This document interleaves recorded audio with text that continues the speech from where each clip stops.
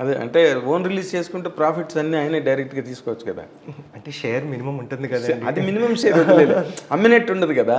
ఇప్పుడు కొన్ని సినిమాలు అమ్మేసిన తర్వాత ప్రొడ్యూసర్కి మిగిలేది 10 పైసలు అయితే డిస్ట్రిబ్యూటర్లకి బయ్యర్లకి లక్షలు మిగిలిన సందర్భాలు ఇండస్ట్రీలో చాలా ఉన్నాయి కదా. చిన్న సినిమాలు కాదు, పెద్ద సినిమాలు కాదు, ఏదైనా కూడా ఆ తేడా చాలా సినిమాలు చూపించాయి. అయితే ఇక్కడ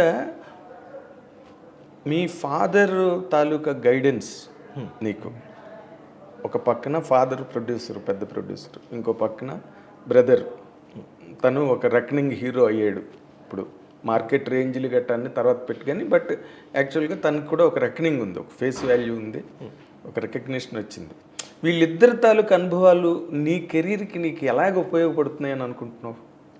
నాకు తెలిసి అలా మనం అనుకుంటే నా లైఫ్ ముందుకెళ్ళదు అనేది నా ఫీలింగ్. సో మా డాడీ కెరీర్, మా అన్నయ్య కెరీర్, నా కెరీర్ నీది ఇండివిజువల్గానే హ్యాండిల్ చేసుకుంటున్నావు, నాట్ విత్ దేర్. నో, నేను వాళ్ళ సాయంతో కంటే నా సొంతంగా నేను పైకి రావాలనేది నా గోల్ అండ్ ఏం బేసిక్గా. ఓకే. సో ఈ 2 సినిమాల్లో మా డాడీ హస్తం బేసిక్గా, ఈ ఫస్ట్ కథ వినటం వరకే మా డాడీ హస్తం ఉంది సినిమాలో. సెట్కి కూడా ఎప్పుడు వచ్చి ఎరగరు మా డాడీ. బేసిక్గా స్వాతిమిత్యం సెట్కి కానీ ఈ సెట్కి కానీ ఎప్పుడన్నా సెట్కి వచ్చినా కానీ లంచ్ బ్రేక్లో వచ్చి లంచ్ చేసి వెళ్ళిపోయేవారు అంతే. ఒక్కసారి కూడా మానిటర్ దగ్గరికి రాలేదు. కాదు అంటే ఇప్పుడు నార్మల్గా ఓకే, ఫాదర్ది మా డాడీ స్వాతిమిత్యం సినిమా రిలీజ్ వరకు సినిమా కూడా చూడలేదు. ఆయన ప్రొడ్యూసర్ కాబట్టి నీకు అవసరం రాలేదు, బట్ కథ వరకు ఆయన జడ్జ్ చేసి సెలెక్ట్ చేసింది ఇది. బట్ మీ brother Sai Srinivasu is a hero. So అక్కడి నుంచి కొంత అప్పు తెచ్చుకోవాల్సిందో, చూసి నేర్చుకోవాల్సిందో ఏదో ఒకటి 100% ఉండి ఉంటుంది. నేను మా అన్నయ్య దగ్గర నుంచి చూసి నేర్చుకునేది మాత్రం హార్డ్ వర్క్ అండి.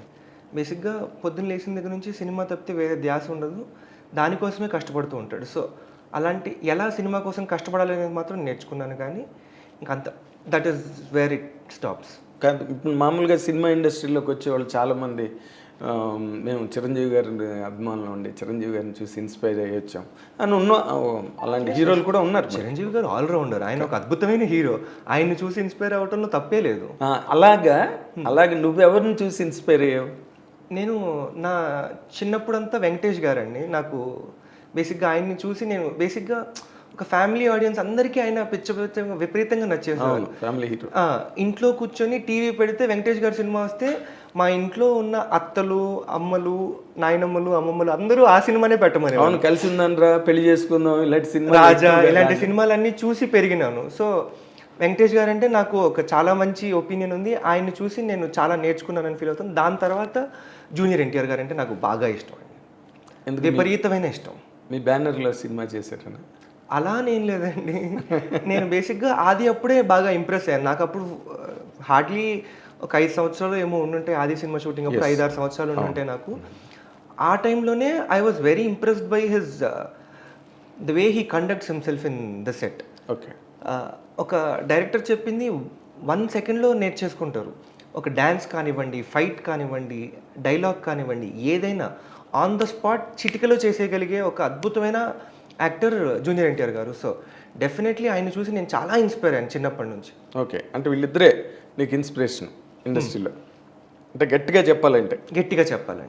ఆ తర్వాత చిరంజీవి గారు అంటే ఆబ్వియస్లీ చాలా ఇష్టం. అదే, ఆయన ఒక ఆల్రౌండర్, టాప్లో ఉంటారు ఆయన అందరికీ అన్ని విషయాల్లో.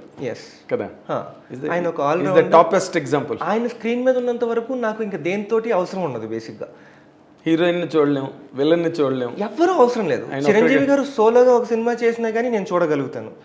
ఆయన ఒక ఆల్రౌండర్ అంతే. సో అలాంటి వాళ్ళు బాగా చెప్పారు, ఇది చాలా బాగుంది. సోలోగా ఆయన ఒక్కరే స్క్రీన్ మీద కనిపించినా చూడొచ్చు, అంత ఇష్టం నీకు, అంత స్క్రీన్ ప్రెజెన్స్ ఉంది, అందుకే అంత పెద్ద మెగాస్టార్. ఎస్.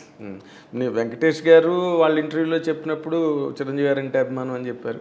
ఇవి ఇప్పటి నుంచో క్యారీ అవుతున్న impressions, still is holding it tight ఈ రోజు కూడా.